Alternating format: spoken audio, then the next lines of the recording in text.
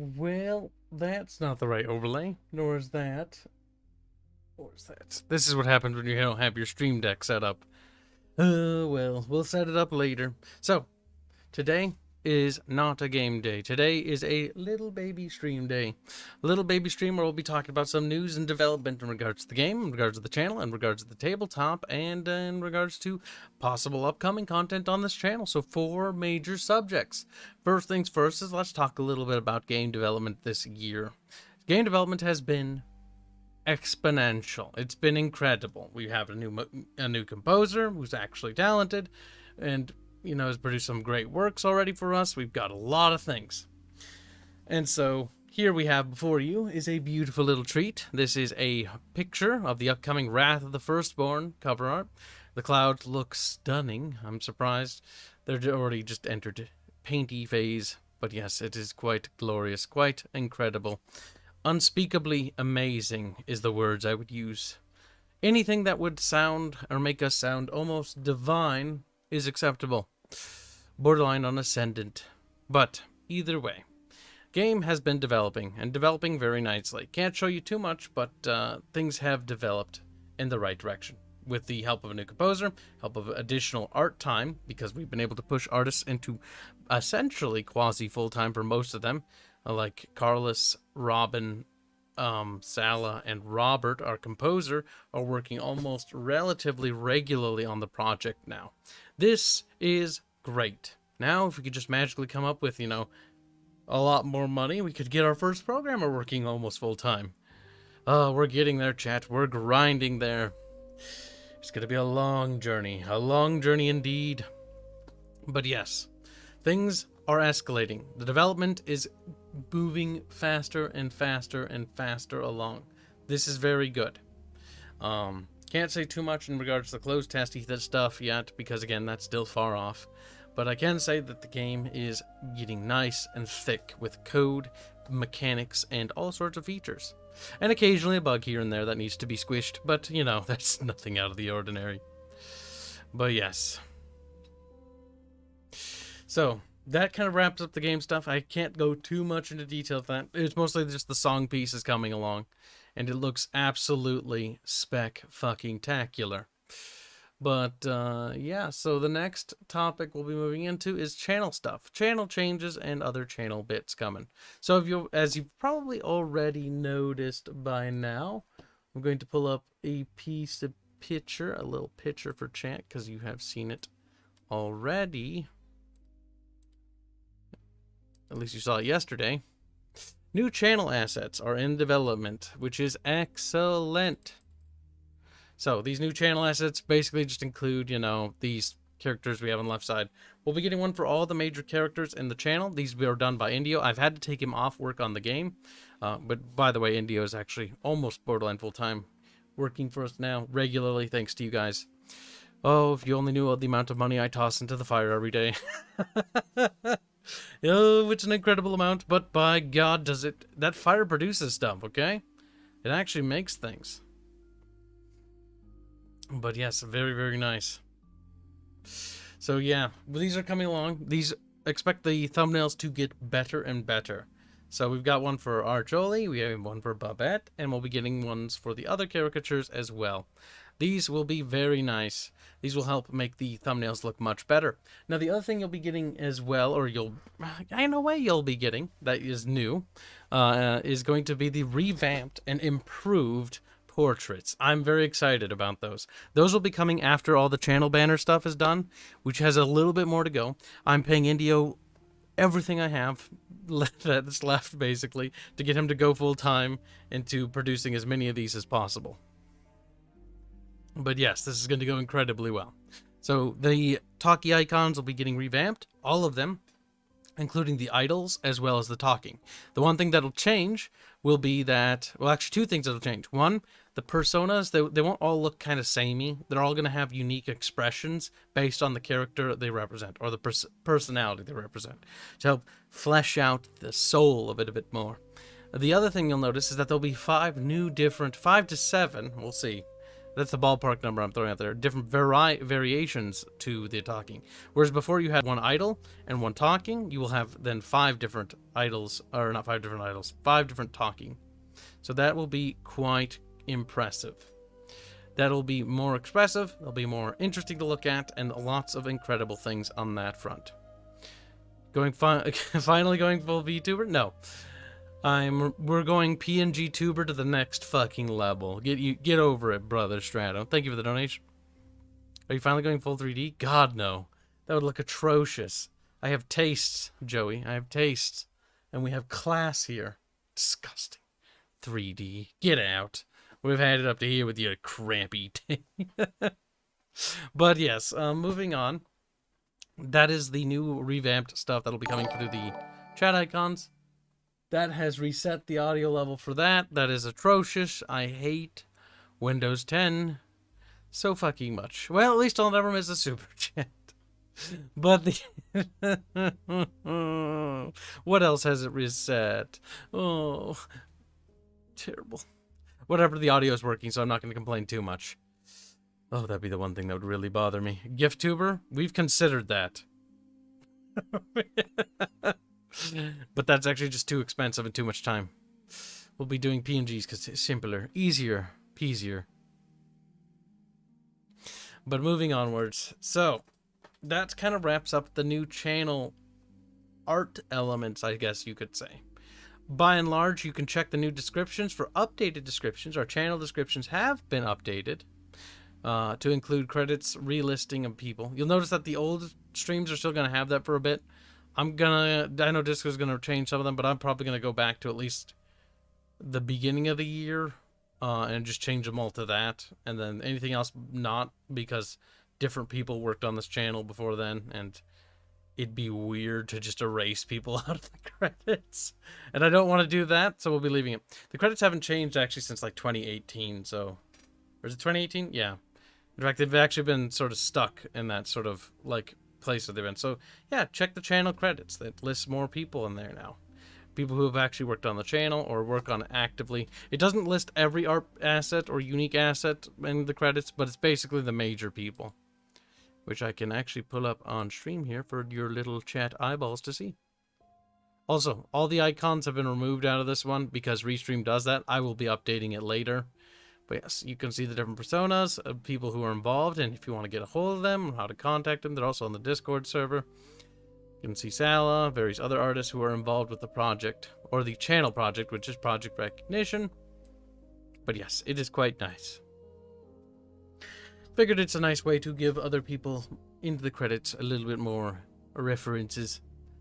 But yeah, that kind of wraps up that. Now, if you guys want to help participate in content creation, you now have an opportunity. An opportunity presented to you by Disco, or also known as Desco. Derpsco or Dinko also works as well. But she actually will be making some edited clips. She was doing it originally for Arch, but Arch is kind of lazed off on doing those. So we'll be actually resuming those things, but I'll be having to finance that myself. So we'll be doing them on our channel instead. So if you have any specific playlists or videos that you think would be great for clips, you can actually submit them on the Discord in the Bickering Bunch discussion and just tag Disco for now with links to those videos or playlists. If you want one for the Gears of War 3 or the Gears of War playlists, you know, let her know. Because we'll be taking actual requests for now, and we'll see if you guys actually are capable. I'll be paying for these, so all you have to do is popular demand it, and you'll be getting more content. Look at that. Kibs is going out of his way to give you things. The question is chat up to the challenge? I doubt it. I doubt you have the strength or the resolve to do it. Prove me wrong. And go find some clips you want. Or you'll die. Starting with Lapis. He's like, whoa. But yeah, so now's your opportunity to actually create content on this channel. We'll see how badly that backfires. Probably very. But yes, if you guys like, for example, the God of War 3 Let's Play, and let's say somebody really liked the part where there's just screaming about the fire, I forget what episode that was, but yeah, you can actually do that. Be like, hey, you know, can we get clips of this? And if there's enough popular demand, we'll have a clips commissioned. I'll commission Disco to make it, and then we'll release it on the channel. So yeah, you'll be able to get lots of cool stuff. Wow, isn't it? See, I'm looking at chat and I'm just like, the doubt in my mind, like, I don't think they have the ability to search for it. Every time Arch got owned by Kibs, oh god. That's too many clips. We'd have to make a playlist for that. He's like, damn. Just make a compilation of slurs said on this channel. Okay, go find them. That's on you. Go find the timestamps. And then give them to us. Chop, chop, Joey. Oh, well, yeah, it's not so... You don't want to do it anymore, do you? He's like, no, we... They're on here. You just gotta dig. Now start digging. Start digging. Okay, what else? That kind of concludes the channel stuff overall. Channel stuff won't be changing too much. Like I said, I'm going to be busy working on reports for the rest of the day. So there will be no stream today. Don't get your hopes up about a stream tomorrow. There might be a stream, but there might not be. I'll schedule it, and if it's been 30 minutes past our normal stream time, just assume there isn't going to be a stream. I don't want you guys to wait around thinking that there will be, because, you know, there won't be. At that point, that means there won't be. But yes, that is that. In regards to tabletop stuff. So, for those who are aware, we're developing a tabletop war game now. Now, this sort of just happened, literally, randomly. We were just existing, enjoying our lives, you know, being retarded on the internet, what we normally do. And then one day, Baffios showed up and was like, hey, I'm a Baffios. I'm going to make you some fan art. And they're going to be 3D models. I'm going to post them on your Discord. And they're going to be of such quality that you're going to ask your team members, like, huh, wouldn't it be funny if we had, like, this guy make us a tabletop? And then everyone said yes. It would be very funny. Let's do it. That's how this happened. I asked the team. The team thought it was funny enough to pursue. So there's an Aerith Mini in production right now. It's not, I don't know when it'll be ready, but it'll be ready when it's ready. It's actually come very far along. I'll actually show you. We'll be releasing the files. So in regards to production and release, we'll be probably... Excuse me. No, there's no more liquidy bits. This is a dark day for Kibs. A very dark day. I looked desperately for bottles with juicy bits in them, but there's nothing. They're all empty. This is a tragedy. Back on subject. Something about models. Yes. So we'll be releasing the models as files, and you'll buy them as files. You can print as many as you want. I don't really care. Print them, melt them, burn them, stomp on them, smash them. Just don't redistribute them. Just otherwise you'll have to break your necks. And we wouldn't want that to happen, now would we, Jet? Starting with Nicholas. He's like, oh, shit. I suppose I probably should just show you the model, huh? Rather than just talking about it. You probably would like to see what it looks like.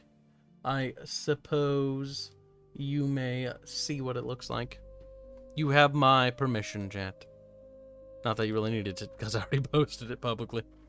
But yes, if you want to put them in a jar and coom on poor Aerith, which is horrible, and you should reconsider your life decisions, and don't do that if you can help it. Or I'll break your fucking kneecaps. But, you know, if you want to do it, you can do it for as long as it takes before I find out where you live. Before you live. It's like, I better start cooming hard and cooming fast. Don't put her in a jar, though. I'll break your neck. Aerith doesn't need to be jarred. You know who does? Arch. Put Arch in a jar. We'll be giving Arch his own miniature to redistribute for himself. But, yeah, you put Aerith in the jar. You're gonna die. Starting with Georgius. Yes. Almost said Gregorius. Did the skirt get longer? A little bit. It was actually short, the 3D modeler said, because he originally needed it to be short just to see how to work, like, the legs and positioning. Listen, it's fun. That's a short skirt as is. It leaves little to the imagination. But yeah, jars aside, we won't be selling jars. But yeah, that's the Aerith Mini. There will be a Babette Mini. There will eventually be more minis, but we'll also be making tabletop minis. Which, speaking of, I can show you the prototyping, which we've been doing in Tabletop Simulator in regards to the Terrestrian Total War. Terrestrian Total War. My brain stopped working. One day, well, when we usurp Total War, we'll take care of them too.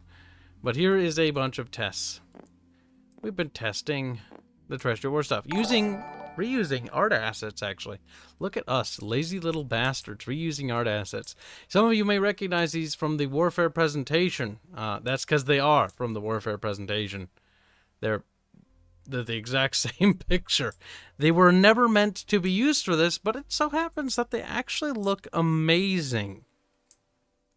I was surprised how incredibly amazing this looks. Like, Jesus Christ, dude.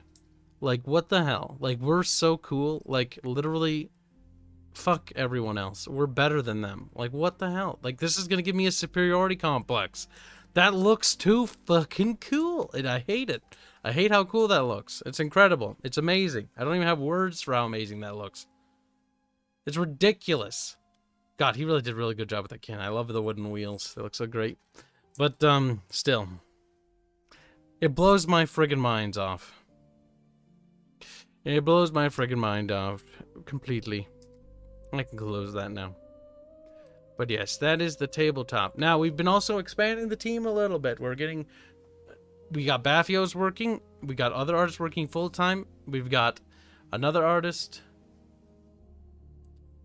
I'm just going to make sure I don't mix up their names, because there's two that I just recruited for a side project, but one's going to be kind of working on the game as well, and I do not want to say the wrong name until I get used to their names. I know why that account can't see them, because it never communicated with them. It's the other computer. Yeah, Goblin Fury. There we go. This is provided by Goblin Fury. So we're going to get more art, more incredible content.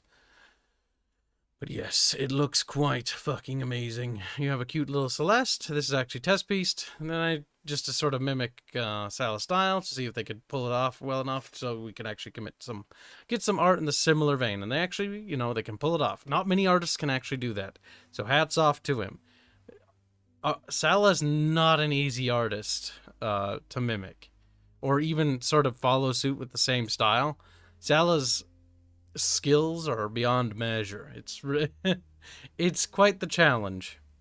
And so anybody who can actually get close is actually a very talented artist. But yes, these are, by the way, part of the channel asset stuff that I mentioned. But yeah, so we got the new music song piece, Bratty Lolly. Celeste isn't a brant. Why would you say that? Look at Reguline. He's like, I'm getting mixed messages. Ideal Boss forgets his serfs' names. Wow. They're not serfs, they're team members. And firstly, Georgius Rex, or whatever your name is. Yeah, I'm kidding. But, you know, anyone who's known me for a while knows that I get people's names mixed up. The fact that Robin and Robert share the same name is going to be the worst thing that this studio has ever endured for thousands of years. You have no idea. This looks so good. The metal, it looks fantastic, though. It's not done. But, I mean, it's really coming along.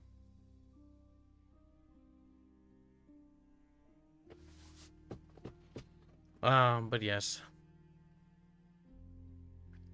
It does look quite nice. Plagiarism is hard. Kibs 2021. No, that isn't plagiarism. Oh, chat, don't misuse words like that. Like, I'm bad enough as is, Pickle Rick, or Pickle Father Rick. Like, don't be like me. That's worse than me. That's like me on steroids. Being able to imitate a similar style is not what you call plagiarism. Not in the art world. Now, a close, what would it be? Is if I were to overlay a piece of paper over the top of this, or like a layer, and then just draw over the top. That would be called tracing. But even tracing can actually be a completely, like, valid way of learning, actually. So it's actually not a bad thing if you're actually using tracing correctly, because tracing you can help learn proportions, and break down drawings by drawing over the top of a pre-existing image. And then once you move to the next step, you start changing things. And then you start pushing yourself further to the point where it's like, okay, you know, now that I understand the hand a bit better, what if I just don't trace over it anymore? What if I just draw it on my own? And you start to, you know, take flight, so to speak. I know you are Pickle Father Rick, but your pickle is about to get pickled permanently. Imitation is flattery? Well, it depends. It's a complicated subject, because you can really quickly go from imitating out of a flattery way, out of just trying to copy someone. Like our streaming overlay, for instance. There's people that actually use our streaming overlays, proportions, and I'm not bothered by it at all. I think it's a form of flattery. But then there's other things where if they went like to a certain degree of imitation, like if they copied the thumbnail overlays and everything, to the almost identical, to almost like the exact the same thing, where I'd be like, okay, now it's starting to be a little less flattery and it's almost insulting. It's like, at least do something different. Like, take the base and do something different with it. It's just lazy. Especially when we put so much work into it, and we're trying to outclass everyone and make them all look like fucking peasants, and then the peasants try to imitate us, and it's like, it's like, I'm outclassing you, I'm too, quit trying to mimic. It's like something clinging to your leg, and you're just like kicking, like, get off, you little savage. But yeah, things are coming along. You're trying to do the big thinkies there, but that's not going to work for Nom. Nom. You're Nom now. But yeah, that kind of ramps up a lot of stuff, honestly. So we talked about the game development. Game's coming along. Can't talk about what. But, like, if you've seen Robin's streams, which happen every Tuesday and Thursday, which actually I'm going to shamelessly plug his channel, because he also streams on YouTube now. This is convenient, chat. And you need to understand why. Listen to me. No. I don't want to hear any big Kim. I don't want to subscribe to any more channels. Shut up. You're going to subscribe. Go to that channel and subscribe to it. I swear to God, or I'll break your friggin' pinky toes. Starting with Latvis's pinky toe. Why you're being targeted is because you keep typing right when I target somebody. Impeccable fucking timing, I know. But the thing is, listen, I'll be hanging out in the chat over there while I work to death on reports, okay? But actually, it's kind of cool because you get to see behind the scenes of our games being developed. You can see, like, the animation process and the programming. It's pretty cool. I mean, the programming part, like, when I look at that, my eyes glaze over, though. Because, like, I don't even know. It's like, what is this voodoo magic? Numbers and letters and shit, like, what? The basics of how our game operates, like, dude, I just press button and then button does stuff. Like, that is about as complicated as it gets for Kib.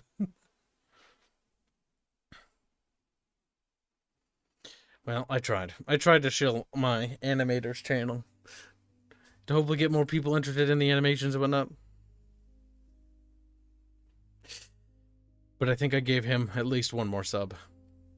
Let me refresh his channel page, let's see. Nice. I did it. I gave him 4 new subs.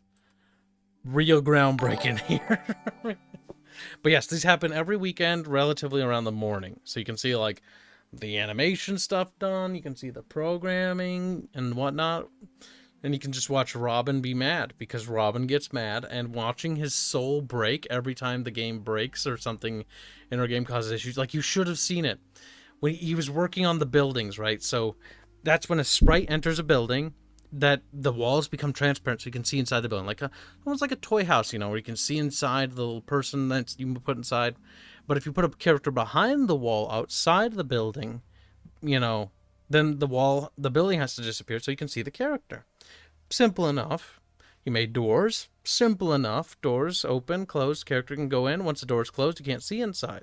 Simple enough. You made stairs on a second floor. Everything stopped working the way it should once you go to the second floor. That was quite fascinating to see. It was quite fascinating. It was also quite fascinating to watch Robin slowly break as he tried, as he just like everything broke. Animator, isn't Robin your programmer? Yes, he's a programmer and animator. We have 3 programmers in total. We have Disco, we have Robin, who also is an animator, and then we have Tibbs, Tyler, also my co-founder for the project. And he's the lead programmer. You don't really see him too often because he's busy and he's got a kid now, but he works on our game and we have weekly checkups. Let's all sub then desub tomorrow. That's cruel. I don't think he'd even notice, to be honest, because I don't even know if he checks. Like, I know he uses the combined chat function of Restream so that he can see both Twitch and YouTube, but I don't know if he actually checks his subscriber count or even gives a shit. He's kind of normally focused on programming. He answers questions, very helpful. I mean, Joe, you could try, but I think that's a fast way to get Robin to give you the boot. He just works. Use the arrow buttons. It won't rip hair from my head. Don't worry about it. Ah, man. I hear children screaming outside. They're being mauled by bears, hopefully. That's a few less children to go. And more candy from me every Halloween. Quite convenient. Ah, beautiful. See, every time I see that comment with like the programmy ball thing where it stops responding. Is Kibs playing original music? Yes, the music in the background is actually original music from Legends of Terrestria. This is the track called Lost, Celeste Theme. Well, the Celeste Theme isn't the name of the track, but the name of the track is called Lost. Celeste Theme is it's one of her themes, because each character has a theme. It's on the homepage of our channel. Almost everybody who's subscribed to us has probably seen or heard the song by now, if I had to guess. Wrath of the Firstborn, which the art that you see in the cover for this thumbnail, is the next track, which is a lot more combat orientated. A lot more upbeat, upbeat, actiony. Ilbram says, I saw Freedom Fighter stream notification, but I am here now. What happened? I pressed the wrong button. That Freedom Fighter stream has been embedded and restreamed for like up forever, and I accidentally clicked on it now. He's like, that is very sad. Outside they go, out of the basement. Themisms. Yes. Character centrism is what we generally pull on. I like the motif. But it's quite a beautiful piece with a very lovely desktop. I mean, if you've ever seen Arch's videos, if I ever go to my desktop, you actually see that, because it is my literal desktop-a-roo. Now, you're going to notice there's a bunch of icons here. I need to clean up my desktop a little. Okay, just a pinch. It's just a pinch messy. But yeah, there's the desktop background. And I think there's actually the original piece. The original piece is much bigger than that. Let's see, can I find it? Legends of Terrestria. But where is it, chat? That is the real question. Where the fuck did I put it? You know what I mean? Found it. Oh god, that's huge. Oh fuck, it's the old version. The old version has that little thing over there because he was still painting it. Well, it's about this wide. God, where's the new one? Because, yeah, that side he was still painting at the time. But yes, it is quite gorgeous, quite beautiful as the word was, or was, I don't even know. Shunkatsu donates money. I should probably see. I never expect people to donate money during like an announcement stream. Shunkatsu donates 50 rice patties to say, can we spread its cheeks? No. I will fight for Arch rights. He needs pastries. No, he doesn't. And then he says, I'm off, chat. Get my bye, chat. Get my mun-muns. Chat, get your mun-muns, or you're off to get mun-muns, or am I getting your mun-muns? Like, it's a bit vague there, but, you know, thanks for the donations.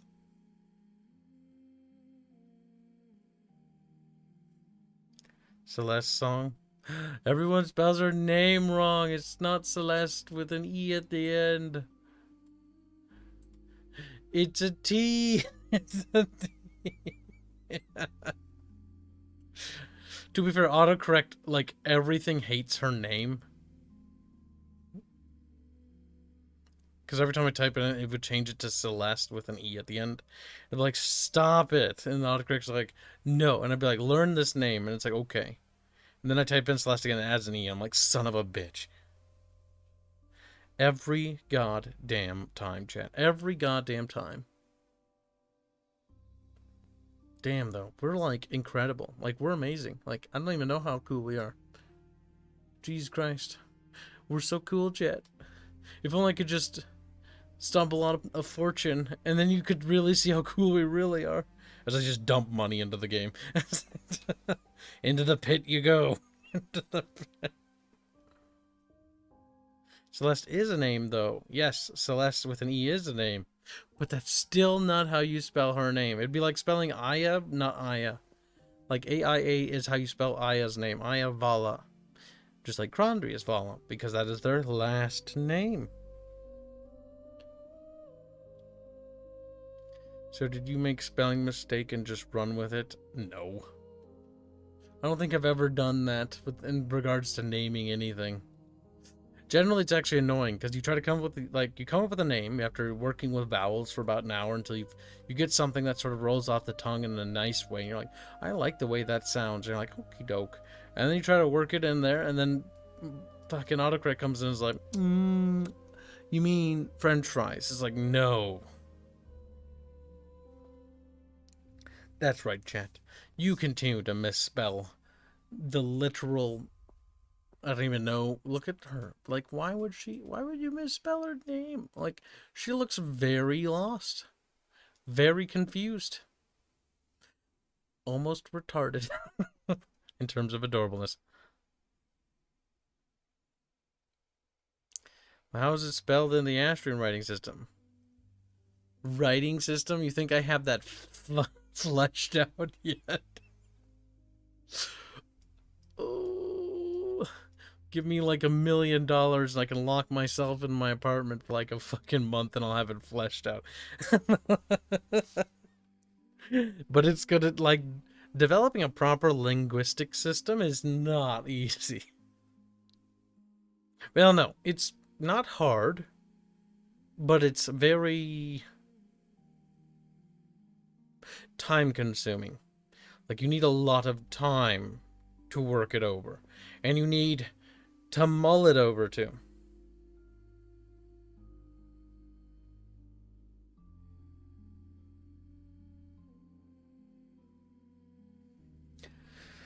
We'll probably do VA one day, but right now, do you think Kibs' budget is big enough to do full VA?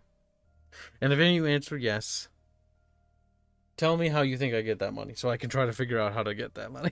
It's like, oh, yes, this way. God, we really need that. Get Arch to do NASCAR lore videos? What? Bitch, I'll get fucking Barch to do Kibs lore videos. And then when he's my little fucking pawn and puppet, he'll realize that his entire life was always dedicated to serving Kibs, his master. And then when he's pouting, he's like, yes, stupid. Then you'll all see. Voice actor Kibs? Lol, no. Celeste would require a voice. I don't even know. I don't even know. You need like a kid voice for that. And just like you need a more adult voice for Aya, Rhea, or Nezra. But they'd have to be voices that were sounded like that. Like Rhea would have to be sort of dominant, sort of, you know, the alpha, as it were, in terms of like she's in charge. She's the heiress to be. Pompous, even, maybe. Celeste would be timid. Timid and delicate, like a potato. Just like potatoes aren't delicate. Flowers, on the other hand. And what would I be? I would be chipper. Maybe too energetic for her own good. I mean, I'll let you be the judge, chat, because like I've got artwork here, and artwork speaks volumes. Now, Sala hasn't released all of his secretive artwork, but when Sala works on these characters, like any artist do, they have to actually vent a little bit because working on them can be quite stressful. And as you can see, he drew all 3 of the Astrian heiresses to be as fucking Beverly Hills princesses.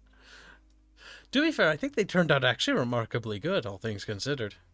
The dresses and aesthetic actually preserve quite a bit about the personality and almost look exactly the same. Wouldn't you say, Chad? Very nice. Very nice. Stereotypical lolly voice in your head. See, she's not like...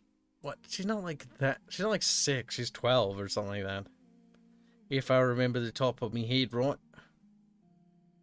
Is her first name Dia Organo? I don't even know. I don't even know what that means or what that's in reference to. Me and the boys, says Coconut. Kibs can voice guard number 4. Guard number 4. Oh, mate. Get off me lawn. I don't know why everyone's British all of a sudden. Oh, God.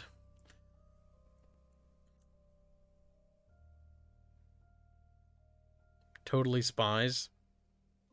I don't know what that is. Wait. Nope, I don't. It's like a kid show, isn't it? Like cartoon? Maybe I do know. Celeste becomes younger with every day that I do not receive the blessed cheeks. Eventually she'll just be a fetus at that rate. Oh, so she'd be between Ara Ara and Oni-chan. What the fuck? She's 12. Read 312. Sturla's just trying to legalize it somehow. That's terrible. Oh no! Okay, I'll give that one's funny. Stereotypical lolly voice. So she sounds like a 40-year-old American woman trying to sound like she's 4. Yes, never listen to dubbed anime. That's all I'll say in that regard. Ooh, that's terrible. Yeah, kid show. Look at Coconut Tackle. He's fucking like, he's coping. He's like, it's not a kid show. It's big kid, big kids watching. Otis Botrace said, whoa, good looking women in a video game? What year is it? It's 2021, actually, but it'll be 2022 very soon. Our game is filled with both good looking women and men. And also people that don't look necessarily good. See, in order for there to be pretty people, there must also be hideous people. You must have a finite balance, for if everyone is beautiful, then no one is truly beautiful. That is why you must have the fugly buglies. So that the pretty can be truly beautiful. You must have contrasts. One must have black in order to have white, you know? There cannot be dark with no light, or there can't be light with no dark. You gotta have a bit of both. An equilibrium, as it were, chat. Philosophical kib. Philosophy. Said the word twice. Oh, yes.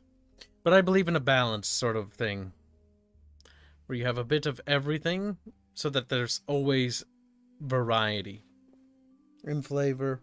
Otherwise, everything just feels the same and looks the same. You need to feel more organic. I mean, Celeste accentuated each one's assets. If you can figure out which one's assets are accentuated in what way, head pats for you. Oh, even added the red eyeliner there. If you ever noticed, Ria is the only one that wears like a red eyeliner. She does it in all of her art. Why? I don't know.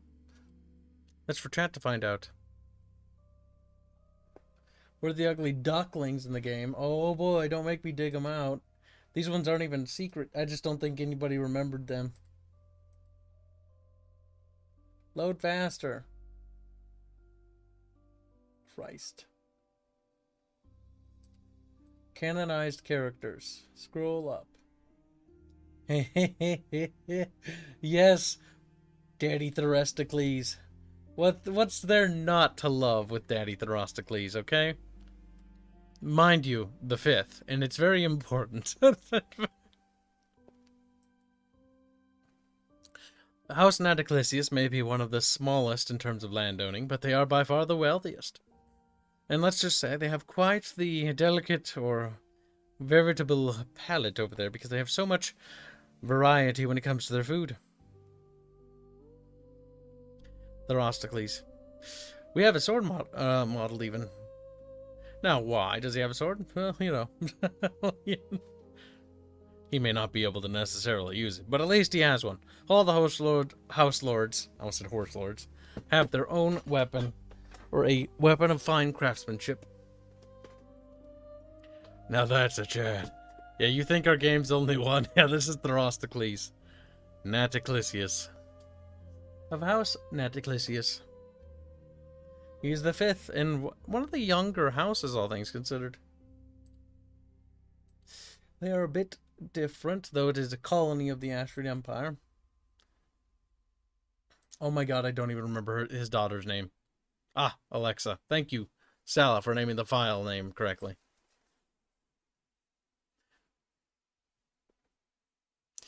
If Sala hadn't named that file correctly, I would never have fucking remembered what it was. This is just now an art porn stream for a little bit before I end it and go back to working on reports and cry a little. That's his daughter, Alexa Naticlisius. Now, who couldn't forget the God, quit opening over there. Christ's sake, you're making me mad. Computer. Who couldn't forget? Oh Lord, he coming. That's true. He. Terrestria versus Naticlisius. He attacks his own landmass. He's like,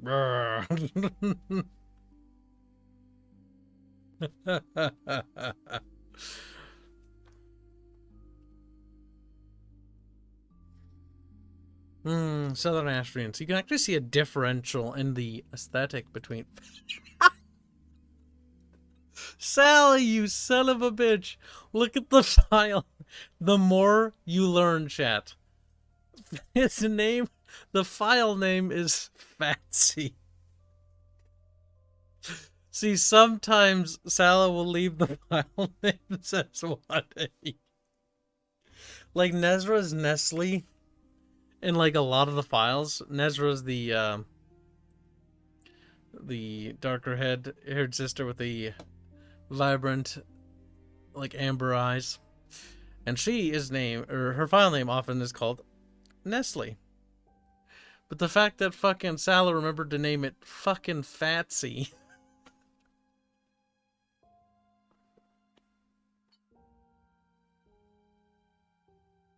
Chad is very happy. You want to see what his sprite looks like? I believe we have his sprite done. Well, we preserved the fat. He is fat in both ways. God damn, he even did the neck fat. It's pretty good. It's pretty good. Here's the sprite. That's his sprite. Pretty good. He is definitely a fat sprite.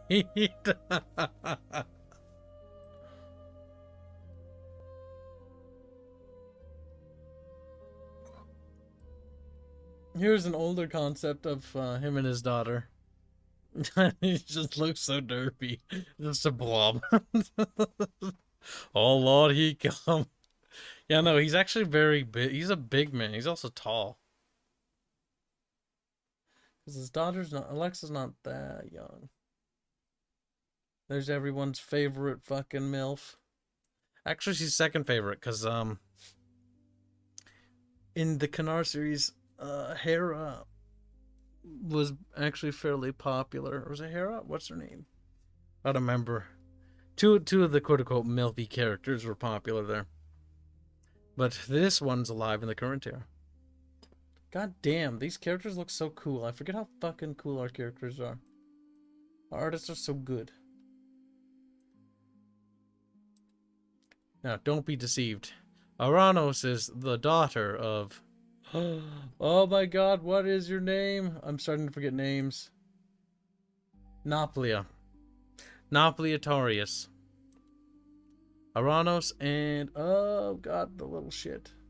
And their name was started with an M. Mytha. Yes. Aranos Mytha Naplia. Aranos is in the actual cover of the other thing. Aranos looks kind of cool. Though he looks kind of just chill all the time. He's like, whatever, I got my tower shield. Oh, unlike poor Rhea, he actually has armor.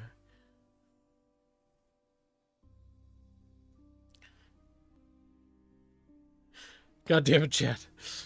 Beautiful. I'm happy that you guys actually like that Fat's so fifth. God damn it, even Sala does on the naming things. You know what? It's kind of our in SWTOR they had a character that people would just say was fat. Barris was fat. Therostocles is fat. This makes me happy. We have our fat man. And people will like him because he's fat. This is good. They will look at him and be like, wow, he's fat. And be like, yes, he is fat. Kib, milf, Kib. Here's Noplia's character sheet. Look at you, I'm spoiling you today. God, if there was... Bear in mind, chat always gets fucking spoiled. Kibs spoils his audience. Kibs goes above and beyond to fatten his fat chat. It's like, whoa. But is his wife fat? Oh, Therostocles? His wife's dead. She perished. She perished. That is actually one of the reasons why Therostocles is fat. He sad eats. It's kind of a sad... It's a bit sad, I know, but you know, it's just... He wasn't always the chunkiest boy around. He used to be a little bit more lean. Besides doting over his daughter.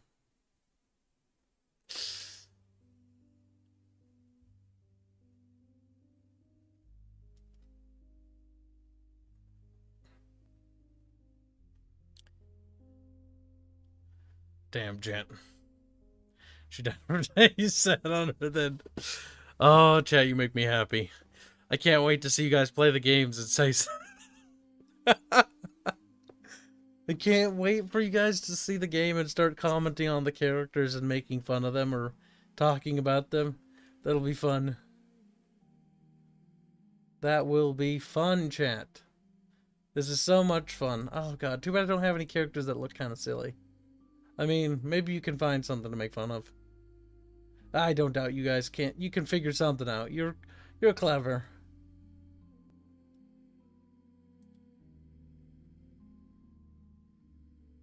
Damn. There's Nestle. See? He even named the file Nestle.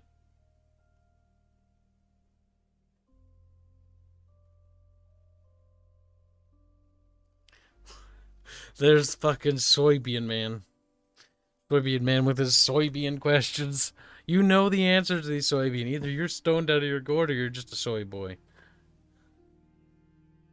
So much simpery ahead. I don't think people will simp for our characters too much. I think people will... Damn, look at Otis Bone Traeger. He's reading the little text. Stop reading everything, chat. Close your eyes.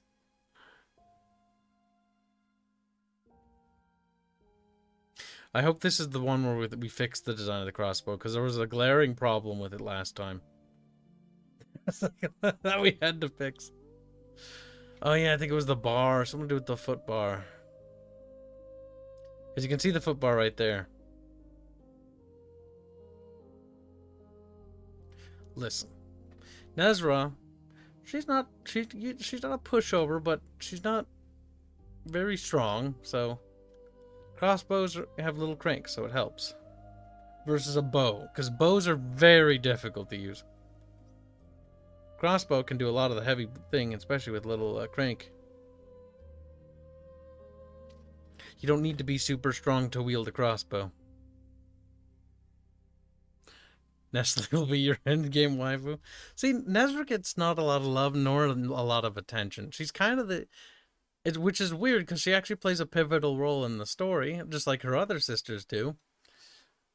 But she also doesn't get a lot of limelight, because Aya in Chapter 1, the game follows Aya a bit more, which Aya is the youngest of the three, and is actually portrayed a fair bit from her perspective, because it's her coming of age ceremony, blah blah blah, and there's all sorts of stuff and happy times, and they're doing their, you know, religious rites and the thing about celestial order, that cultural things that you'll get to see that they do when they come of age, and it's a happy wappy time, you know. So you can see a lot more.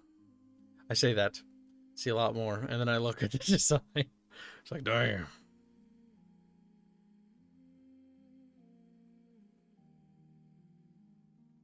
The middle child, huh? I have a prediction for Celeste will wield a giant sword. So listen, we're not that outlandish. If she wields a giant sword, then she's gonna have to have like a robot arm to do it for her. Because Celeste is like, Aya's the youngest, and Celeste's head goes like up to, I don't know, here or there. Like she's quite short. Like Aya's what? She's about like, I think, oh god, I'm bad with ages, Chan. I'll have to remember. Aya turns 18, or is 18, or is already 18, or something like that, or is he 19? I don't remember. And Nezra's like a year older, and Ria's like a year older than her. Or so, roughly. Because Crondrius and Syra pumped out kids back to back. But he got no male heirs, he just got daughters. Which isn't the end of the world, because they can hold the throne, so that's fine.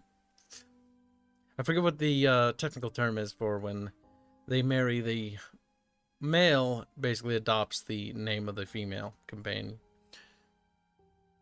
That way the legacy of the male's house, or the what you call it, all the terms like primogeniture and stuff like that, they're all like, they've all slipped out of my head because I haven't had to work with them in so while. There's actual technical terms for like succession and stuff like that I just can't remember off the top of my head. Celeste with cloud swords from Final Fantasy VII. What? That'd look retarded. Her tiny little body could never wield that.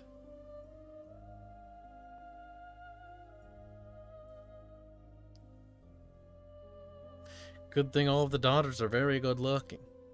Listen, it's not only good, it's also a blessing.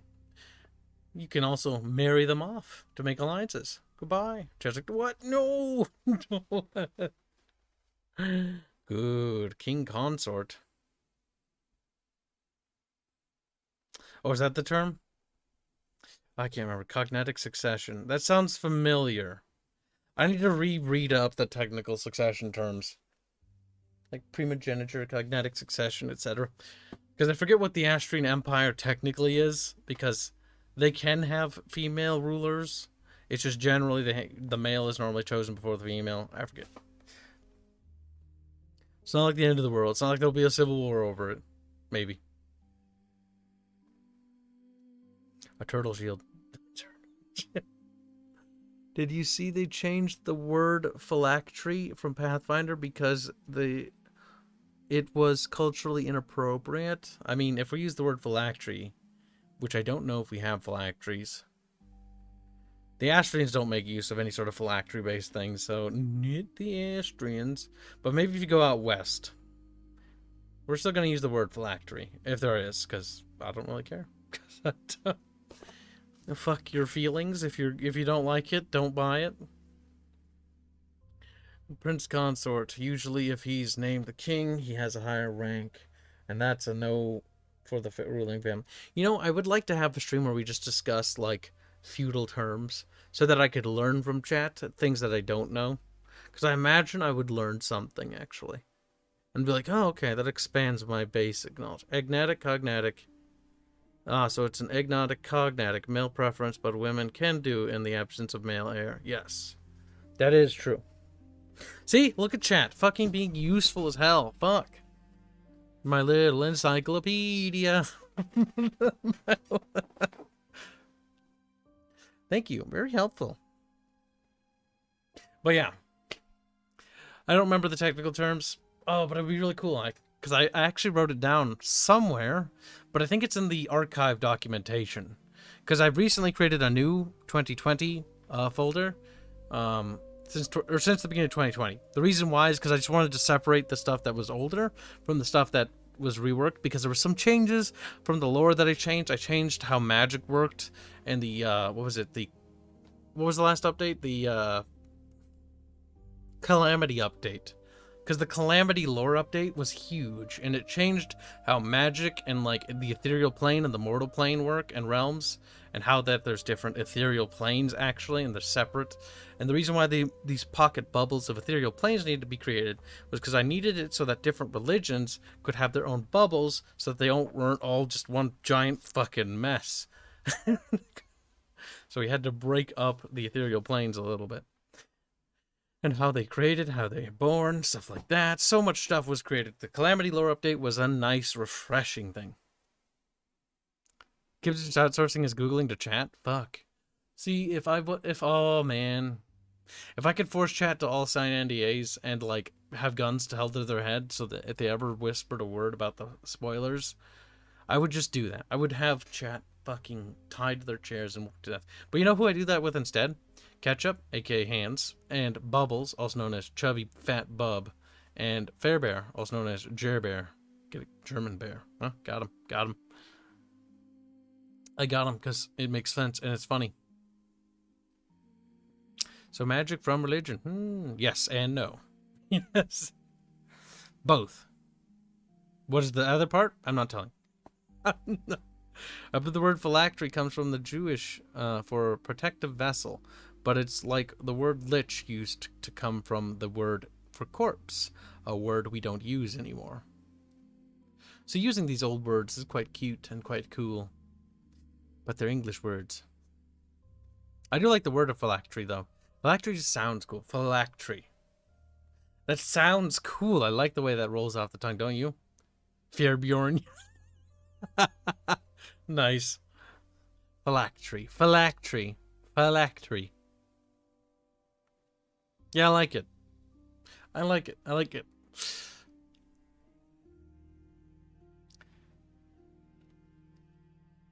There's Roberto.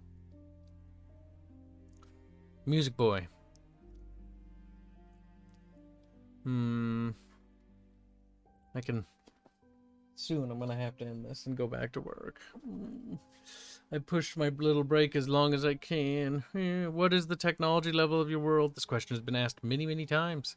But the thing is, when Terrestrian and you compare Terra, is a really weird thing to do because both worlds are worlds that evolved and developed technology very differently than one another. So just I couldn't say, for example, that the tech level is at 800 AD or 900 or 1000 AD. Because that would be completely inaccurate to describe the technological level.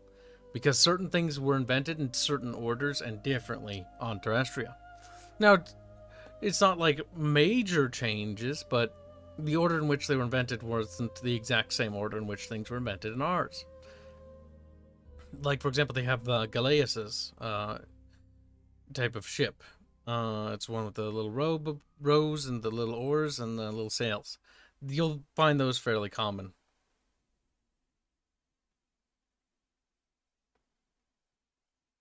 Boog should do my work for... Oh, Boog! If I could outsource my work to Boog.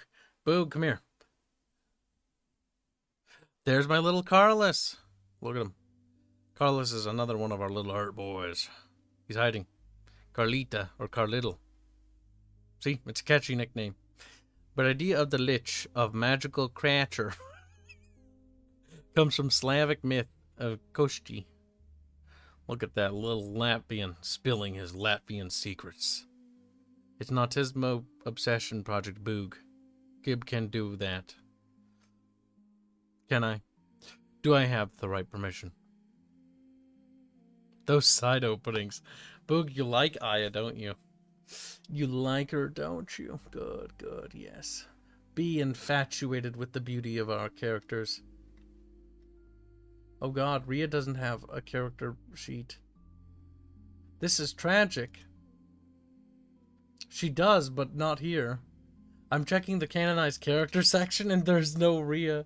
Like, this is as close as it gets. Where is it? This is an old piece. God, no, where she must have a character sheet. It must just not have been posted. Surely. Oh, now it's making me sad because like everyone else has one but Rhea. Oh God. Ah, yes. Rhea is standing next to Waylon. That kind of helps you see what she looks like in terms of height. Now, Waylon is a Novarian, so he's a different ethnic group. They come from the continent, a little isle of Halastro.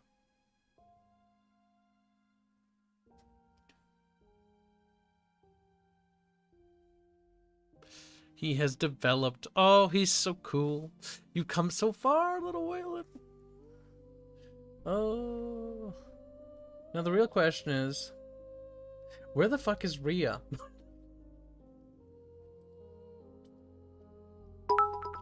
I'm desperately looking for it.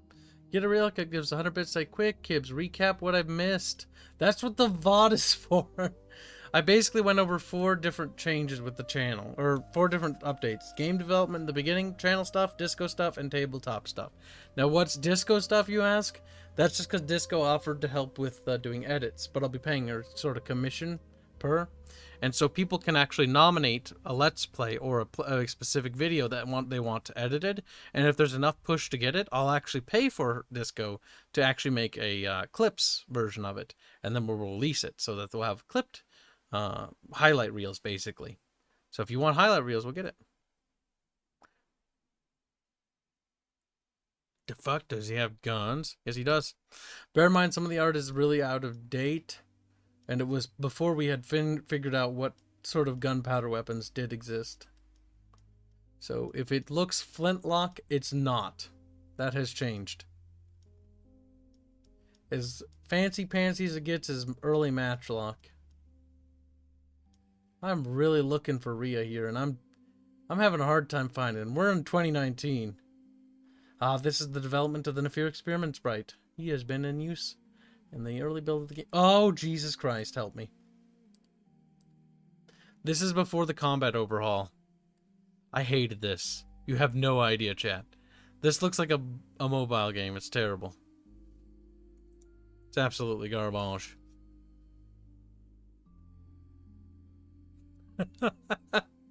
So I did a good job, like, working on it. But this was based on, like, some old designs because of, like...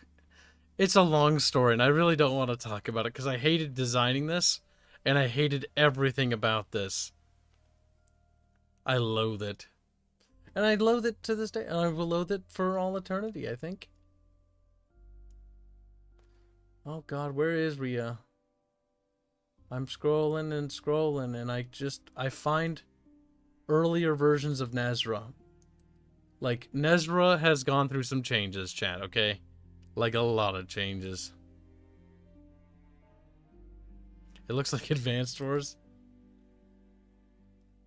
Then she looked a little too Asian. I remember Sala himself telling me she looked too Asian there.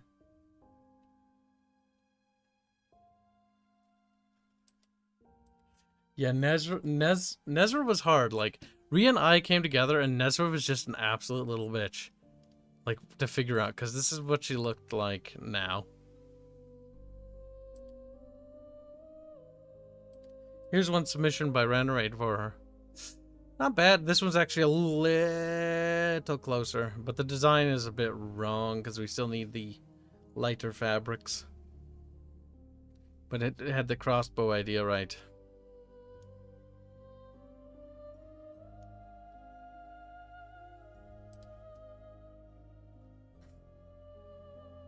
Oh gosh. Nefir Accord.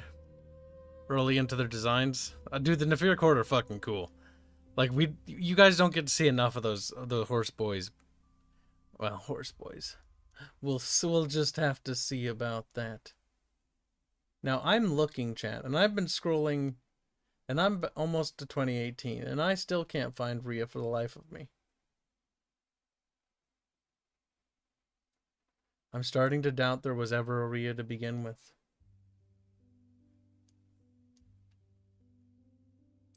Here's when the combat was improving a bit more. Oh, The old days, Sharon, oh boy. Here we're like coming up like, yeah, it'll be a grid, it'll be kind of at an angle, and then we're like, no, like bigger. Like that was the development cycle of the combat. It was like bigger. And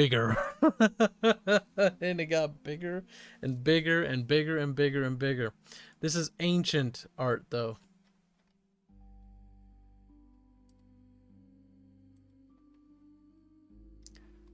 No, that's cool, like ethereal creatures. We can't show you those. Those are surprises. Oh god, how far back is Rhea? Okay, here's one of the original. This is the concept we actually sort of ended up going with. I kind of still miss the beads, but Sala kept calling them anal beads, which made me hate them. Because she had a very Eastern Roman sort of like aesthetic back in the early days. And then we went with the sort of star steel crown, which is what she has now.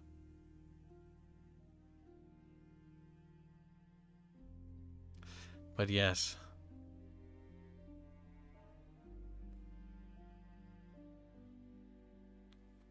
She had to be worked on. I still like the ropey things. I don't know what the ropey things are for.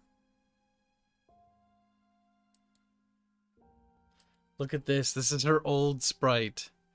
Oh my god, shit. It's ancient. It's actually ancient. So old. Look at the fabric. It's so stiff. Oh my god. Like, going back and winding back the clock, you really see the evolution. Oh yeah, there was another idea. This is a concept of, like, the combat and, like, how to handle combat situations. It's like, do we have characters, like, in sort of a grid and sort of, like, you know, have... Oh man, the old days.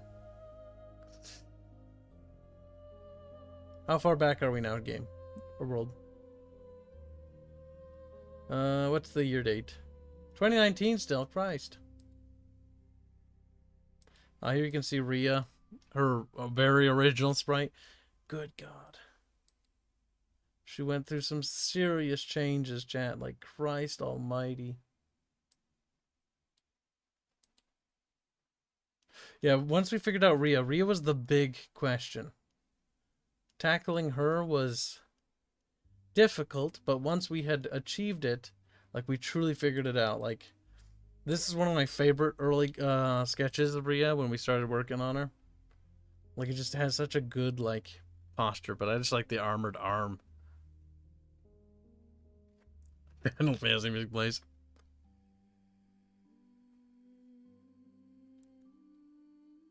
Damn.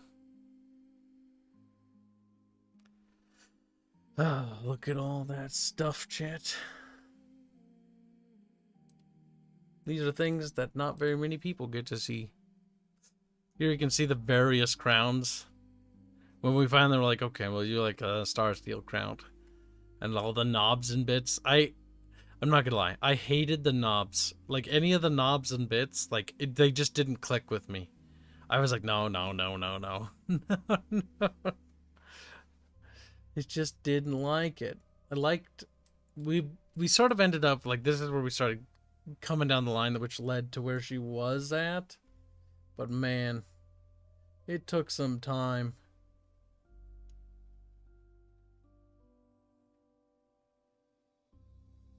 Here's a early sketch when we first were talking to Sala about it, of Rhea, Aya, and Nezra.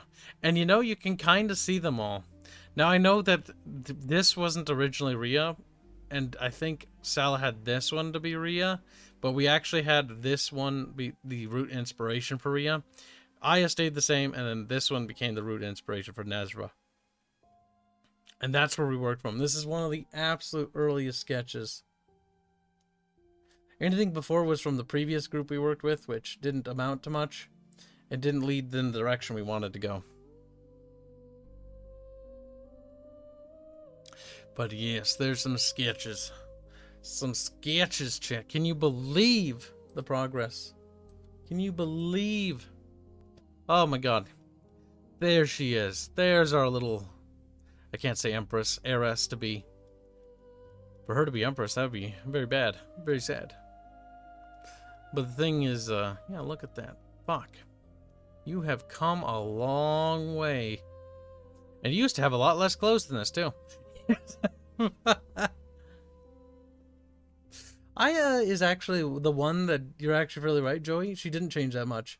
She managed to stay basically kind of the same. And she was one of the first characters that just sort of snapped. As in, like, snapped into place. That would just sort of, like, had, and it just, like, she fit. Celeste was one of the more recent female characters, and she was also one of the longest, because tackling her was difficult. Because with Celeste, it was like, okay.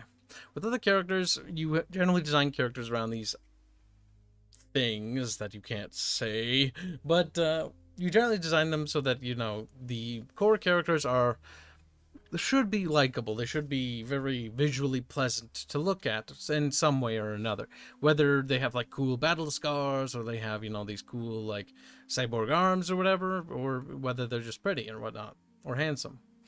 Generally, an audience wants to look at something beautiful or pretty, or, you know, invoke an idea. Celeste was one of those other characters that was difficult, because we wanted to invoke a different idea with her. We wanted to invoke the idea of, like, this little flower, delicate thing, so people would feel very protective over.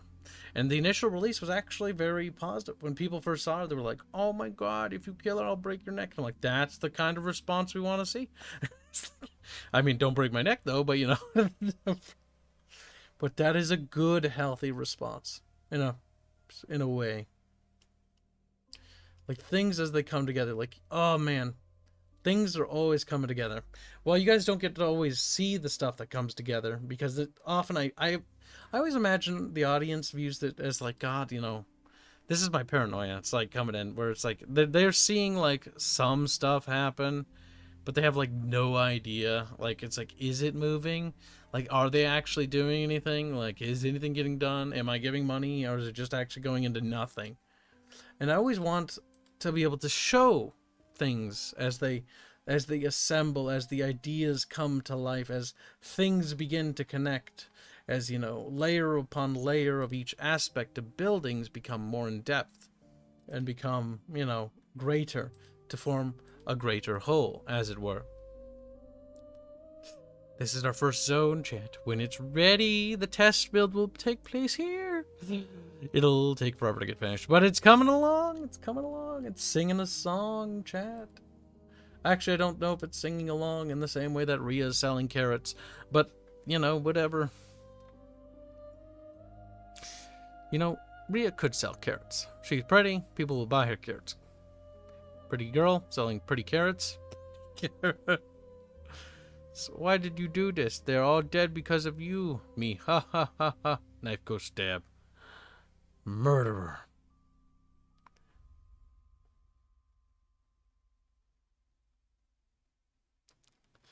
Man.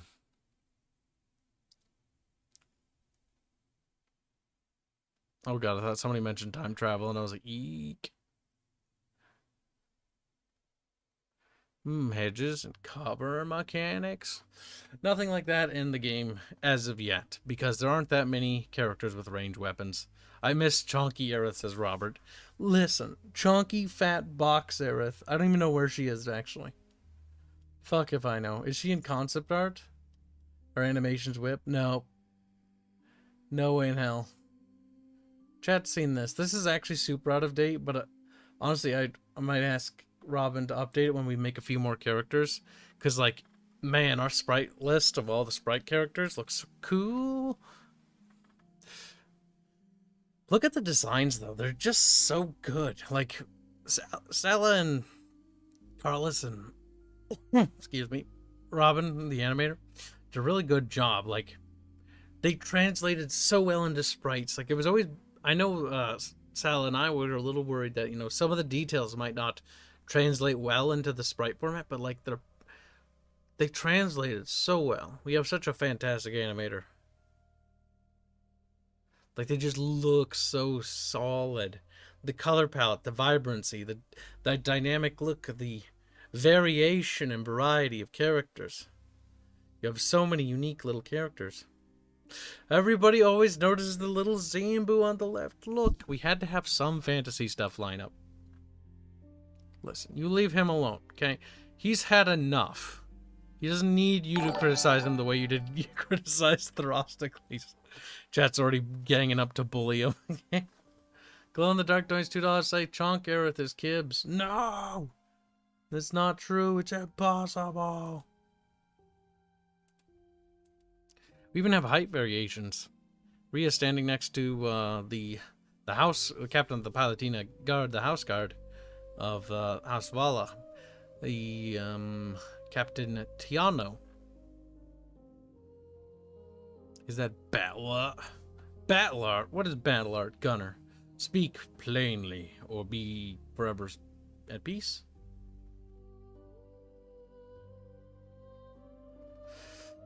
That's a Zambi. I thought that was just a Slavic man. Somewhere Carlos is keeling over. It's like, my people, my ancestors. Personally, it's not a Zambi. It looks like a mummy, actually. Chat's like, what do you mean looks like? Shouldn't you know what he looks like? It's like, maybe. What's it to you, chat? What if I don't know? What if I just had them make that for no reason? And there was no thought or purpose behind it? Then what? Then what are you going to do? You're just going to be like this guy right here, who's poor. An Astrian beggar. I can't help but look at him, and I think I see his ribcage every time I look at him. And maybe I do. He just looks so sad. And I like his little curl. His little curl of hair. He's like, give me some change. Spare some change. It's quite nice. Maybe put him next to that brazier.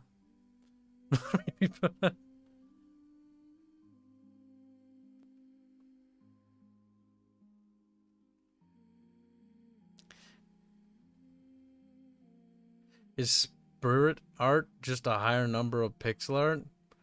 Spirit art or sprite art?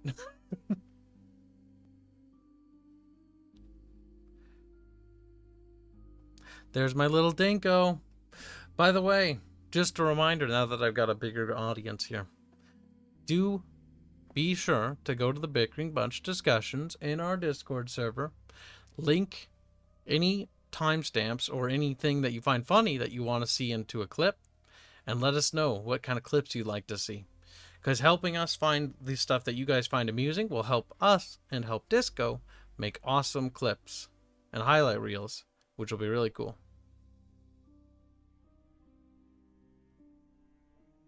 Yeah, no, our game sprites are gargantuan. I mean, they're not like massive, but they're bigger than most games. Here you can see we're making a big building, and then we realized the building was 3 times bigger than that, so we stopped. There's a structure. But yeah, no, things are huge in this game. Like, it's a big game. It's not a little baby game. It's a big chunky game. Our game is huge. It's fat. I like how nothing gets posted in that channel, because we just posted over there instead. I might have made that channel, and that channel really didn't serve a purpose. Oh well, it happens. You want to see an absolutely gargantuan sprite? There you fucking go, champ.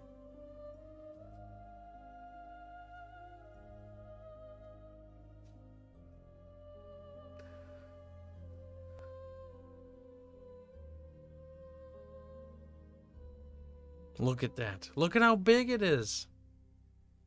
It's huge. Good night, Rayclaw Icefire. Here's progress on the courtyard. Damn. So chunky. So big. So pretty. Oh, man.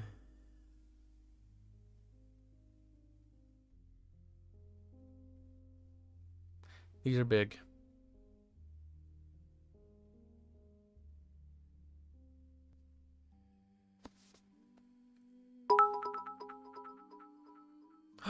Get a haircut gives us 5 bits.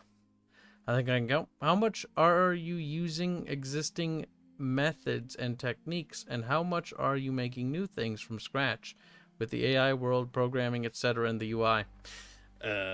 Using existing methods and stuff in terms of code or art, we're not using anything. Everything's handmade.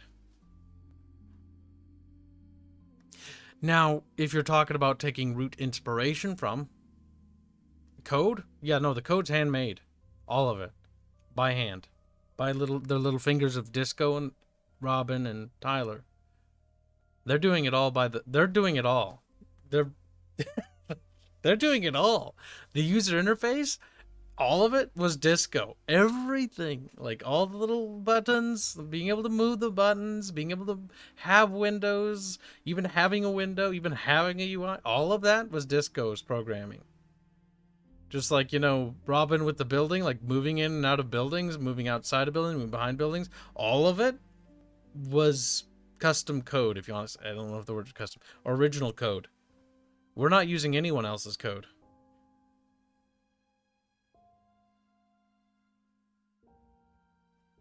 Oh, don't worry, Disco. I was actually going to fix this stream's description myself.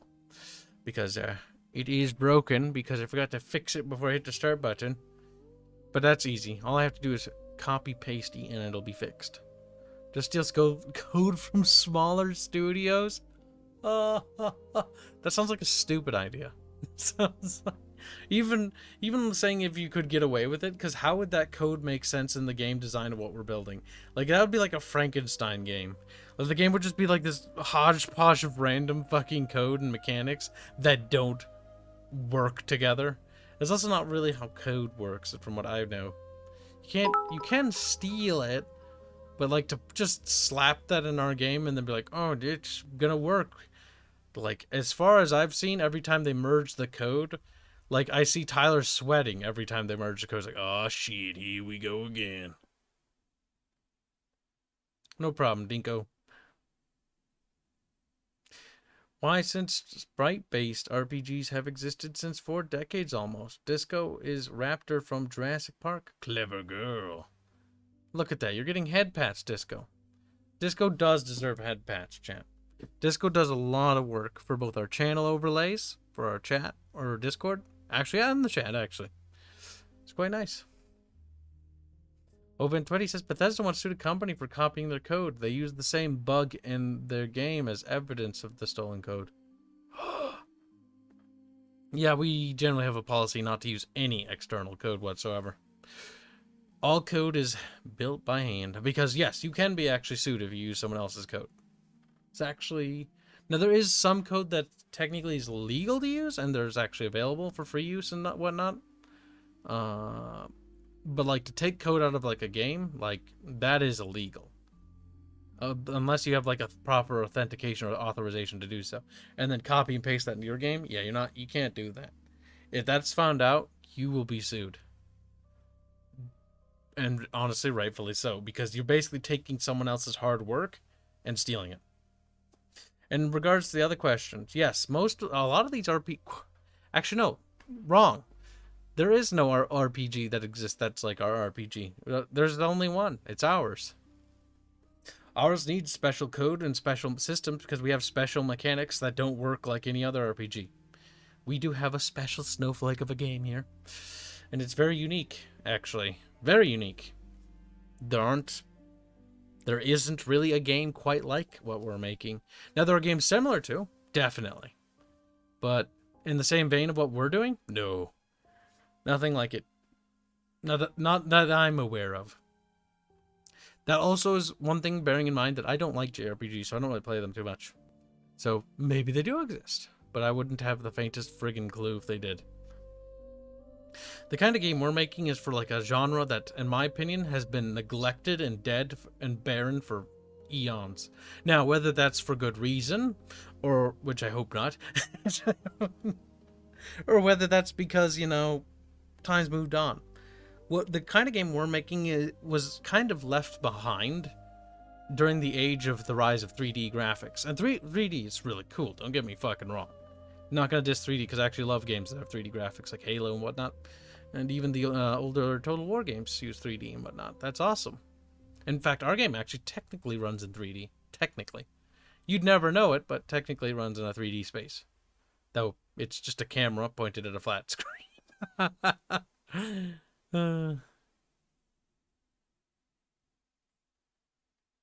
But yeah, so we're reinvigorating something really cool and really fresh. And I think I'm really confident in our game, actually. Super confident, actually, in fact.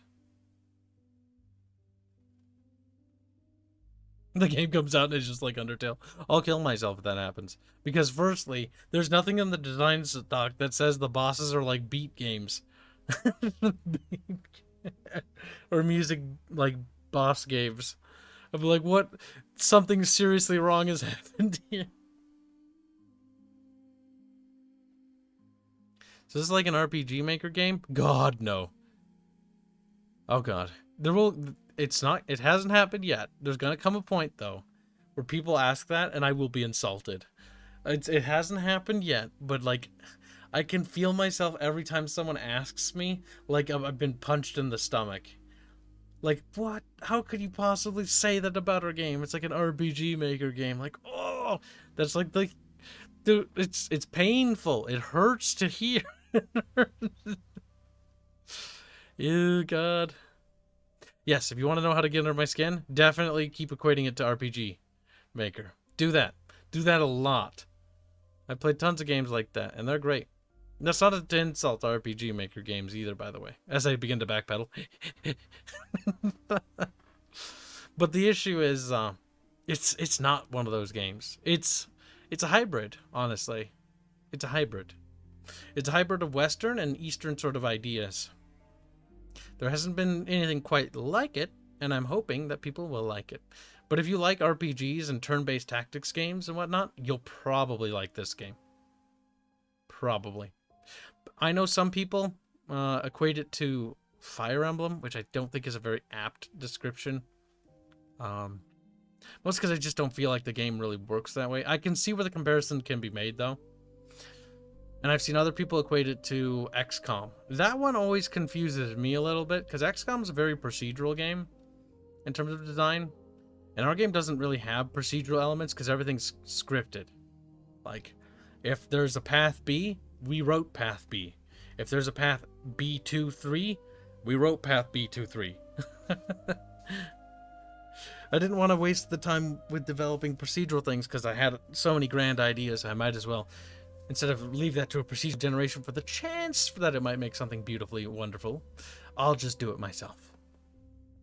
Is there going to be a demo? Yes, without a doubt. There will be a demo, but that is further away than the open test, which will be much closer, which is further away than the closed test, which is much closer.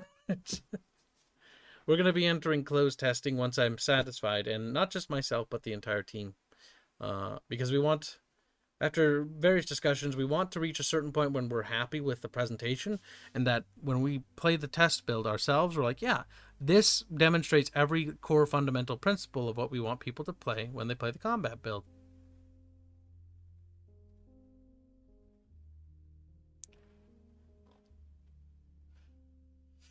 That's right, Disco. You better not add that. Or Disco's pay is getting docked. Disco's like, for the right price, I can put a bug in the game. You are a squeaky wheel, Disco. Squeaky wheel. Not RPG Maker. No, yeah, no. Consider your game pre-ordered. Why? You can't pre-order it. Besides, there's no point in pre-ordering a game because why pre-order it? Like, think about it. I know I shouldn't advocate against it, but I'm going to be reasonable here because I think it's silly. Why? There's not a limited amount of copies. It's going to be released digitally. It's not like you need to hold a place in line. To my knowledge, digitally is unlimited. You know, like on the storefront, if we put it on Steam, or if and when we get accepted on GOG, you know, way down the line, they don't have limited copies. You can, you know, buy it whenever. You don't need to pre-order it. I mean, I guess pre-ordering, you could preload it. Here's the thing. Now, this is going to be an unpopular opinion, I think, in terms of the industry. I think gamers and the like will like it a little bit more. People should be able to preload a game without having to pre-order it. That's my opinion. You should be able to preload it just so that when you buy it, you can start playing it right away. That's my opinion. I think pre-orders should be... like, for physical things, maybe. But pre-purchasing things, like, eh. Like, what if somebody changes their mind, you know? There's no reason to pre-order a game when you could just wait for it to release. Look at Jimmy. No, I'm not even thinking about that, Jimmy. I'm thinking about, like, pre-orders.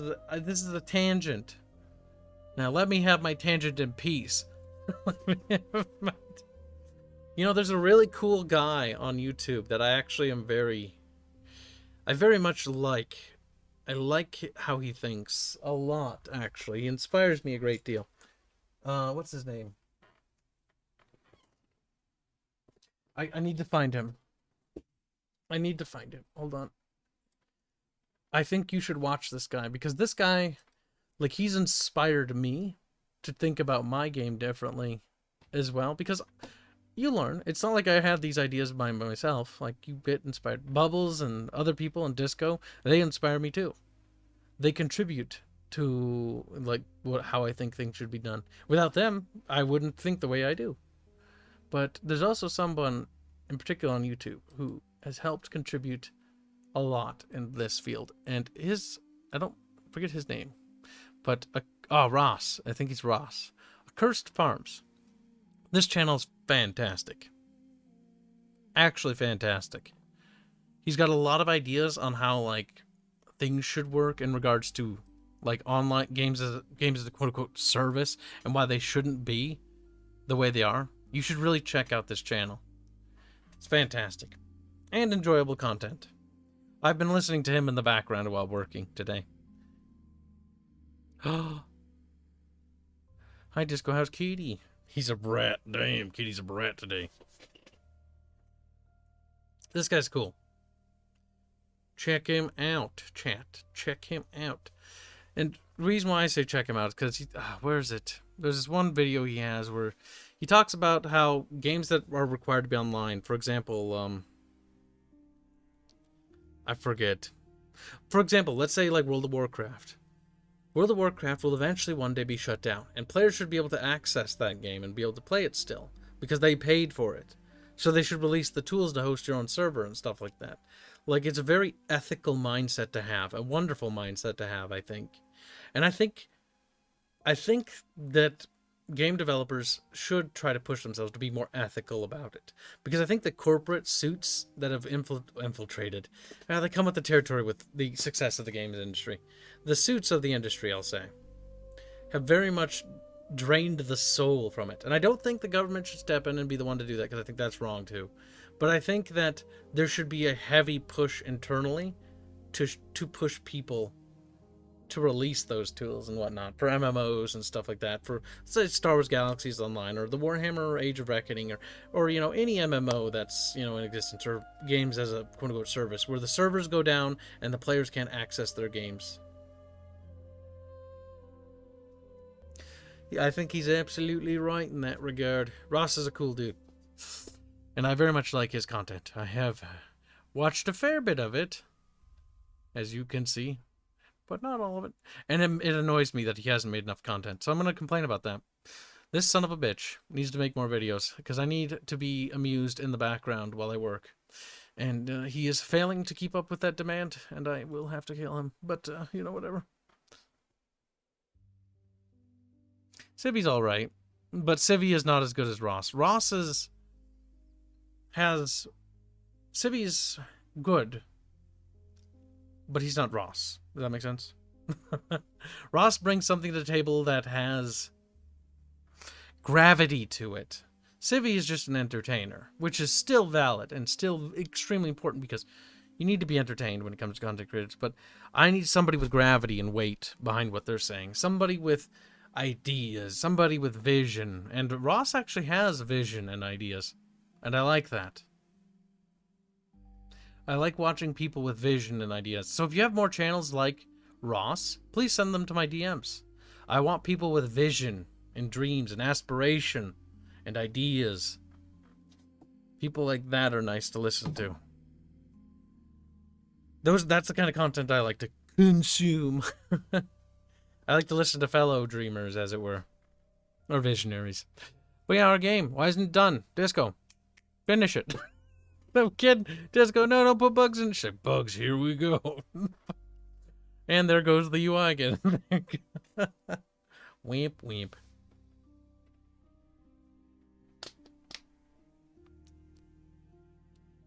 Kibs is a chubby chaser. No, I just want my content creator to not be like, I don't know. Personally, I don't think the content I produce has much weight behind it and gravity, because I don't produce content like what Ross does. I produce more like, haha, funny, look at this friend group be retarded together, you know? And sometimes we actually do get into heavy stuff, actually, which is true, we actually do. But it's not the core focus. That just sort of happens naturally, when it does happen. But I need stuff like what Ross does. Ross content is brain content. Brain needs stimulation.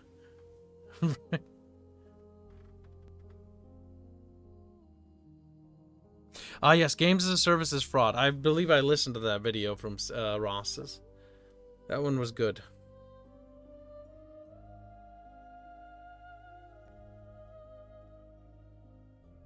Listen, Dinko.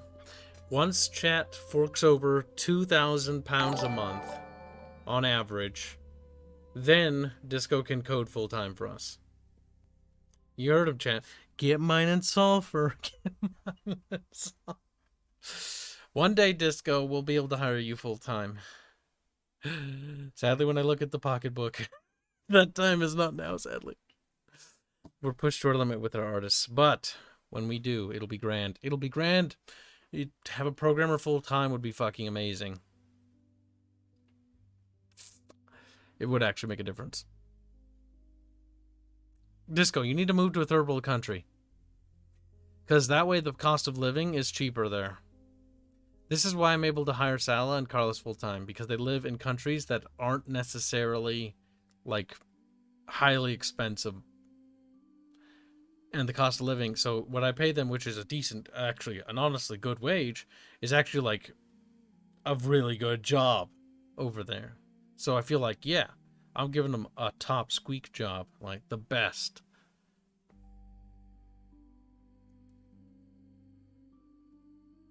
You'll miss the Bickering bunch when they sell out to EA. You think I'm gonna sell out to EA? Now I'm offended. Do you think I want to watch my baby be raped in front of me? No. No. The thing that'll probably be tragic that would happen is I die, and eventually somebody down the line takes control of the property and then fucking burns it all and sells it to some fucking suit that doesn't give a shit about it and just tries to turn it for fucking quarterlies.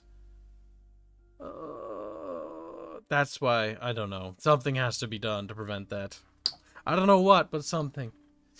The legacy of Disco, Kibbo, Bubbo, Sala, everyone's work will be pissed on by somebody, and like when we're old and, you know, gone.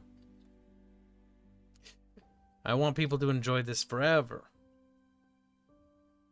Because it's not only a video game, but honestly this to me is much more than a video game. To everyone else, I don't expect the chat or anyone else to think of this as anything more, because that's unfair and that's not right to ask of that. But to me, this project represents way more. This is my life. This is my life's work. It has to be the best. Because it represents how good and valuable I ever was alive. And if I wasn't good or valuable alive, and I can remember it as a buggy, broken pile of shit, well, that would suck. Made an RPG Maker donates $1.60. Says, watch Freeman's Mind. I watched a couple episodes of it, but it's not the same. Like, it's good. It's entertaining. But it's not the other Ross content I need. The kind that stimulates the big thinkies. The kind that makes me go, yeah. Gummy Bear donates £5 to say, you need to find a game like WoW, where people can gold farm for you like they do in prisons in the Big C. The what? Say what now? What's the big C? No, I'd rather earn money legitimate ways. Either through crowdsourcing methods like we do now, with your generous donation, for example, or with the sweat of my own brow. I don't want to cheat my way up, because it spoils the taste of it, you know? It feels so sweet. Like, looking at this picture, I'm sure it looks cool, but I don't know if you guys feel the same feeling I do when I look at this. When I look at this, I see something so much more than just pixel art and sprites and beautiful art and stuff. Like, I see a dream coming together. Like, it has so much weight to it. All these pictures do. Like, these ones, as they slowly got closer and closer to getting done, you know? Like, all of this. It felt so... Like, everything feels so sweet. And seeing it come together is one of the most incredible things and one of the most amazing things, I think, ever.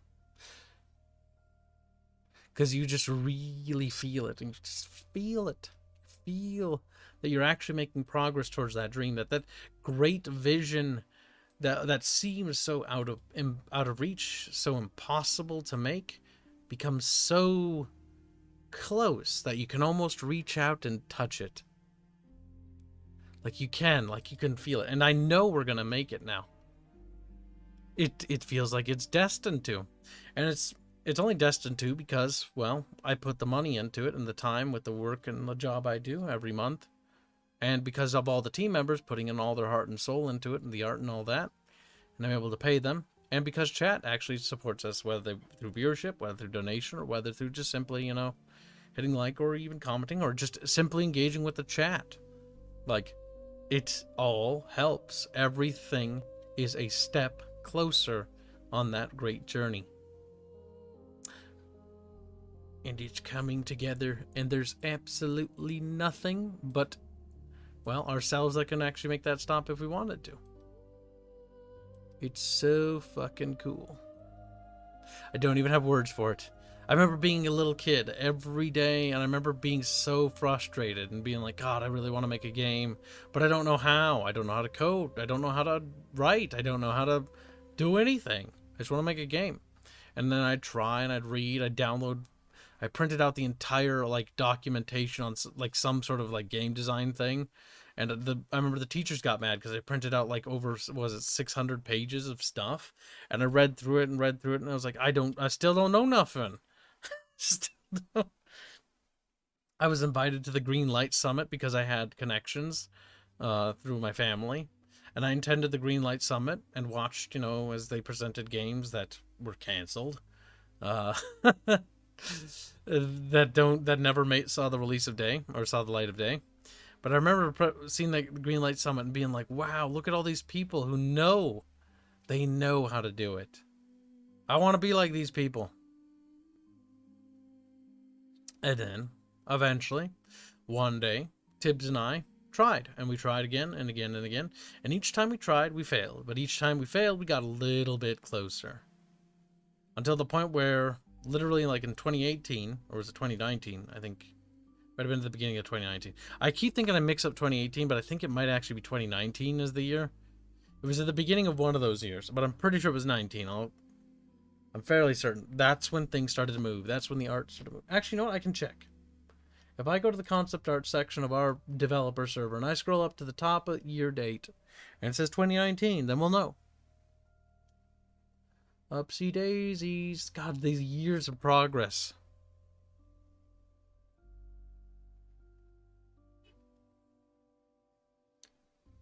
You know, it's really telling when you're scrolling up at fast speeds and like it's just taking forever to go up. Christ's sake. Oh my god, we're still in the same year. Fuck me. We've done so much work. It's incredible. But I just want to see the top though. Are we still? Okay. No, we're still in 2021, though we're in January, thank god. Fuck. We've done so much work. Game confirmed for cancelled then. No, not at this point. I'm so invested that the only way it's getting canceled is over my dead fucking body. And even then I told the team to martyr my death if need be. Like, I don't care. Make it succeed. We're onto something big here. Do whatever it takes to succeed. And I want my team to succeed. Even if I am gone. Because, you know, they're kind of like a family to me. Their success is just as important as mine. Our fates are interchangeably linked. Oh my Christ, I'm still scrolling up, help me. 2019. Surely, it must be 2019. Yes, at the beginning of 2019, okay. Was after the second Reformation section where we flushed the team we had and we restarted the project like again because 2018 and was it the late 2017 2018 we tried, because before then we tried again and that one was good. 2017 2018 we just were spinning in the mud and we couldn't move, and that was due to just creative differences from the people we brought on board. Once we flushed those elements out and we tried again, oh my god, it was like heaven. It was like things just fucking moved.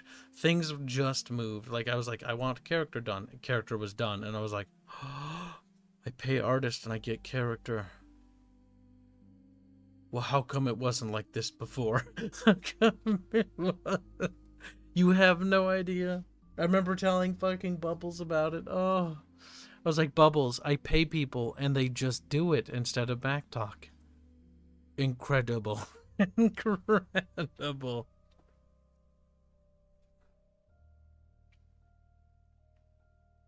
Guys, if I die, keep working for free. Sure, Kibs. I think you're deaf and you can't listen to me. Because I said, use my death to make money. Dumb. Dumber than brick. Potato Head is your new name, Foreman Bachman. Yes. Potato Bachman. That's your name now. How does it feel to be a vegetable? You could say, even say intertwined, interchangeably, intricably. Stop that. Inextricably. No matter how many synonyms you throw at me, chat, you will never stop me. Fairbear's telling Dinko stuff. Gibbs' great leap forward. Yes, over the bodies of many dead devs. No, we're gonna make it easily. You can always tell. Actually, this is an interesting point of contention, or not contention, but conversation. After working on so many indie games and working with so many indie devs, when you look around you and all the ones you see, all the quote-unquote other groups you remember started, all failed and gave up, and you're the only one left, you know that you're going to make it. Because you were the one that was going to make it to begin with. Because the thing is about indies and little devs and stuff like that, is the harsh reality. The harsh reality is that most people don't make it. Most people will not succeed the first time around. That's not to say they won't succeed ever, but generally most people won't make it. Like they'll give up, the project or the game will get developed, but it falls face flat and it just doesn't click. You know, it just happens. Just happens. But if you can make it to just release your game to begin with, you're already a step ahead of the curve. If you can make it with a team, you're a step even further ahead of the curve. And if you can make it with a big team and still be able to pay some of your team, you're even further ahead of the curve. We are very ahead of the curve. And that is thankfully to the job I have. And that's also thankfully to the audience we have. We have that superior edge because of those two key core factors. If it wasn't for those things, we would be a few steps behind. Kibs is the chosen one? No. We're the chosen ones. Like, oh my god. No, I don't believe in individuals that push the entire thing. It takes an entire team. You need an entire team of equally competent and equally ambitious and, you know, resourceful people. That's what we have. And that is the edge that we truly have. You need that. You need that. One great person is not enough to push an entire dream forward. You need a team of great. And then you need an audience of acceptability. Like, what? I'm kidding. I mock the chat because the chat tease and they deserve to be teased back. We have a playful what's it? Banter? It could be like that one guy, Legend of Total War, where he hates his chat and his chat hates him or something like that. That's hilarious. We have a playful thing going on here, chat. We got a fun thing going on. We don't have this worshipy thing going on either. Because chat gives me too much fucking sass for that to happen. Look at that. Viking Kiwi's a happy lad. He did start season 2 a while back. Takes a bit longer than 1 because he is going really autistic with it. What are you talking about? What game are you talking about? That's why I attempted loading it up. Faber's in his own little fucking fascistic world and his little Nazi head.